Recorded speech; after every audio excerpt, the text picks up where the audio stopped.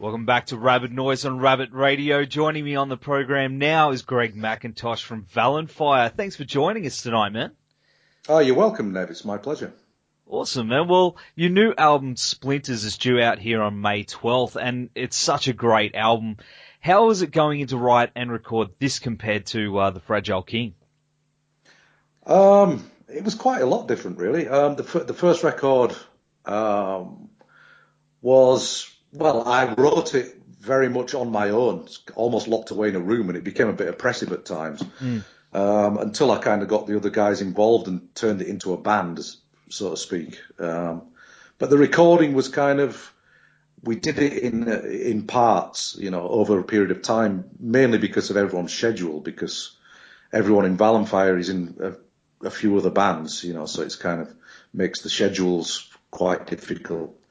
But this time around with Splinters, it was a band thing from the word go, so it was kind of a nice freedom to it, where we just, everyone was throwing their ideas in, and with the recording, we all just went to Salem, Massachusetts, and just lived in a house for 3 weeks together. And far too much drinking went on, but at least we got the job done, and it was cool just doing it all together in the studio, just all there, just throwing bits in, because even though the songs were written beforehand, a lot of stuff changed in the studio, and it made for a really sort of live-sounding, spontaneous record, which is really what we were trying to go for.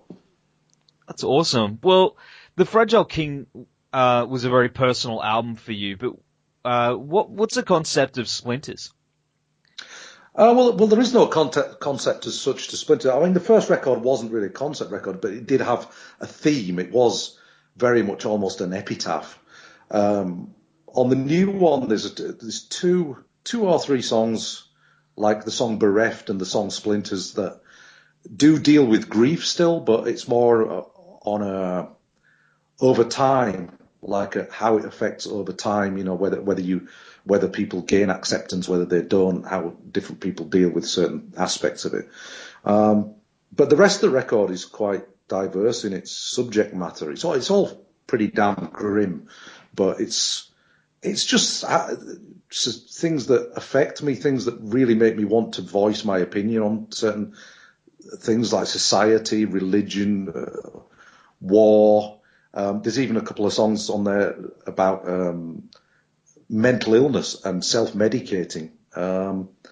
So it's just things that I have knowledge of, that I want to voice my opinion about. And I guess it makes this record more angry than the first in a way, Do you find, though, taking, vocal duties and voicing those opinions, it helps you get through the day? Yeah, it's definitely a venting album. Oh yeah.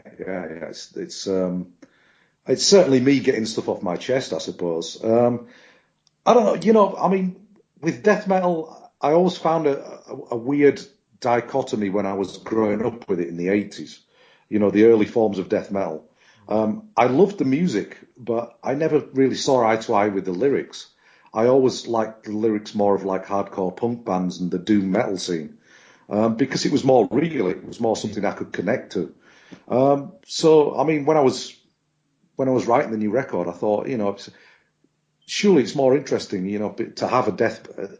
I know it's not a pure death metal record, but to have kind of a death metal band that sings about actual real situations and very visceral things that people don't want to talk about, rather than the escapist stuff that they usually sing about. Just for a change, I can understand how some people might find it too real. I get that, but for me, it's something that's more interesting and something that you can connect with. Oh, definitely.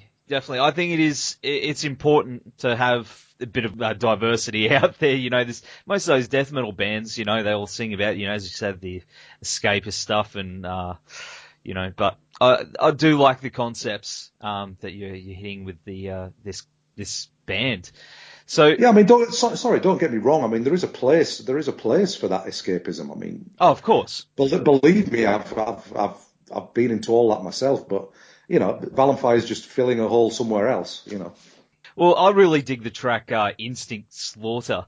Do you have a track that you are particularly proud of from the album? I think the opening track, Scabs, was one that incorporates the whole album in one song almost for me. You know, it kind of, that's why we streamed that song first, because it kind of, it's hits straight in, but it's also got lots of little elements to it. It's got little bits of melody here and there, but it's also extremely hard hitting, and it also has a couple of doom metal elements in there as well. So I like that one, but I think the first 3 tracks really run, or even 4 tracks, run very smoothly into each other, even though it was almost trying to test people, the second and the third track, because the second track, Bereft, is like a 7-minute long, ultra slow doom metal song, and that cuts straight into a 1.5 minute grindcore song.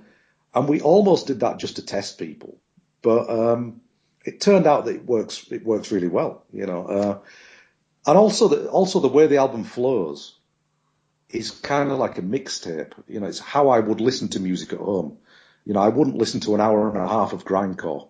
I would maybe put a couple of tracks on and then put something else on. Maybe doom metal, maybe a bit of crust punk, whatever, you know. So that's what we did with the album. We kind of mixed it up so that hopefully it never gets boring.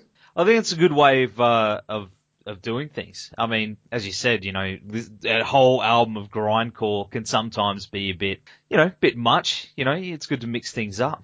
Yeah. I mean, for me, it's that's just my personal preference. And as a band, all the different bands we're in, we tried to get all our personalities across in the record. You know, there's little bits of points of reference from every member of the band in there, which is kind of different to the first album, you know. For sure. So, what's the meaning behind the band name? Well, there's no real big meaning. It was when I was trying to think of a name for the band, when I first sort of decided I was going to do something with it. It's 2 words put together from Old English. Vallen means strong, and fire is just the Old English word of spelling fire, so it just means strong fire. And at the time, it was kind of a rough time for me, and I was pretty negative, and I just thought it was a positive sounding thing for me to, you know, strong sounding name for the band, I guess. God knows whether it is or not. I've had various comments on it, some good, some bad. So, you know, you can't please everyone. No, but I think it's a good name. You know, it is hard coming up with a band name, you know.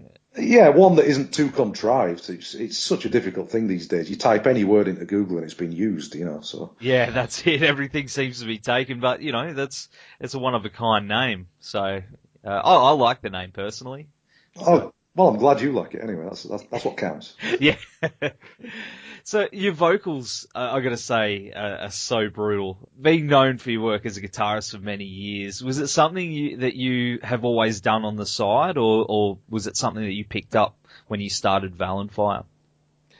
It was something that I accidentally fell into, really, when I started Vallenfyre, because when it started out, I was actually looking for a vocalist, and the couple of people that I had in mind for it, I just couldn't see them singing the words, the personal lyrics, you know, that were in the songs. So I just thought, I've got to have a go at this. So it took me a few weeks to kind of develop a style that I was comfortable with and that I thought fit the bill.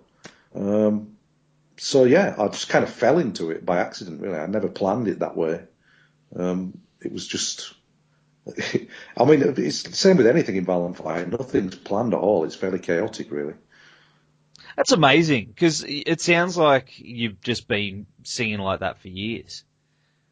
You can probably just hear the jadedness in my voice. I don't know. It sounds amazing. It's been a few years since you've been singing, but sometimes it takes years for people to develop that vocal style correctly. Yeah. I mean, I think it's definite. I've definitely gained more. I think you can hear more confidence in the vocals on this record. I can personally. I don't know if you can as a listener, but I definitely felt more at home as a vocalist this time round, just because I wasn't thrown in at the deep end. You know, I actually knew how to approach it this time. You know.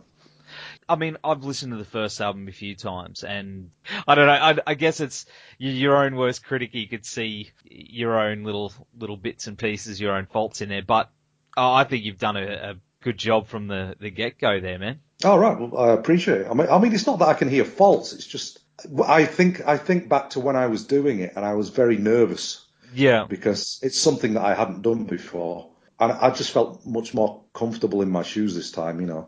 Of course. Yeah. Sometimes it can take a little while to get comfortable, like anything, I guess. Oh yeah, absolutely. Well, can we expect to see you guys here in the near future, down for a tour in Australia? Well, that would be superb.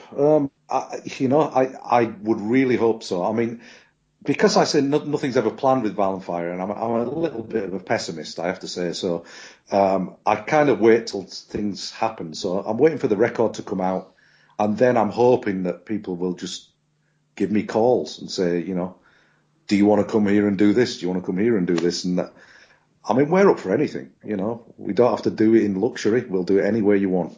So that's the fun of Vallenfyre. It's kind of just an off the cuff type thing where we'll just turn up at a moment's notice if there's a window for it. And I mean, Scoot, our bass player, just toured with Doom down there. So if Doom can make it, then Vallenfyre can make it. Well, I've got hopes to see you guys soon. That'll be an awesome tour. It would be fantastic, yeah. So if people are listening to this, promoters, check the album out when it comes out and give me a call. Yeah, for sure. Whoever's listening, do it. Because I want to see Vallenfyre. I know plenty of people want to see Vallenfyre. So, yeah, hopefully in the near future, man, that'd be really cool to see. So, we're going to go to the track Scabs off Splinters now. Thanks so much for taking the time to talk to us today, Greg, and wish you the very best of luck with Vallenfyre. You're welcome, Nev, and thanks very much.